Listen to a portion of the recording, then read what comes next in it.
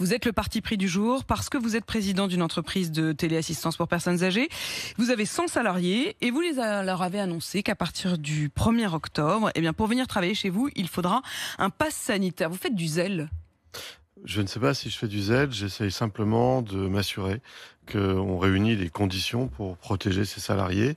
Vous savez, il y a une obligation pour tout chef d'entreprise, c'est de prendre soin de ses salariés sur des aspects dits de santé, aussi bien physique que mental. Voilà, tout simplement. Donc vous prenez appui sur, en effet, cette obligation, la santé de vos salariés, le bien-être de vos salariés, pour leur imposer le pass sanitaire, alors que la loi ne demande pas à ce que dans les entreprises, quand il n'y a pas de contact direct, quand il n'y a pas...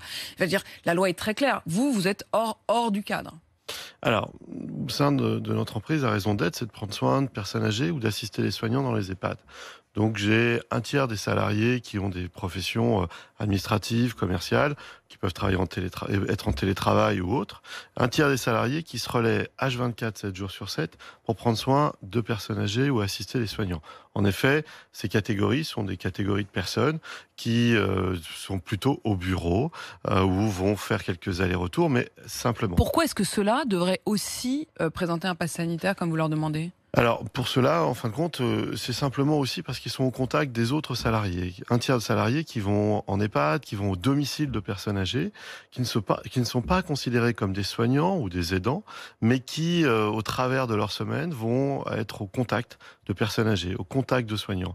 Donc, j'ai souhaité ne pas simplement cibler une catégorie de personnes dans l'entreprise, ça aurait été plutôt injuste, mais que tout le monde, par solidarité, Donc vous réponde aux élargissez mêmes les besoins. cercles, en fait. Vous élargissez les cercles. C'est-à-dire qu'il y a ceux qui sont vraiment en contact avec les personnes âgées, puis il y a ceux qui sont en contact avec ceux qui sont en contact avec les personnes âgées. Et vous vous êtes dit, on va élargir. Comment ils ont réagi ?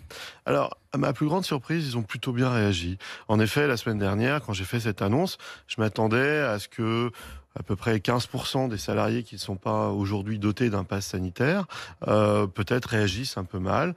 Souvent, il s'agit de jeunes adultes. Vous savez, des personnes qui sont un peu trop âgées pour avoir envie ou besoin d'aller en boîte de nuit tous les week-ends.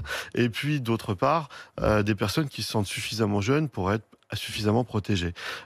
Concrètement, c'est plus une prise de connaissance, plus une prise de conscience pour ces personnes, de se dire, eh bien oui, il faut peut-être prendre soin aussi de nos collègues et puis prendre soin aussi de l'entreprise.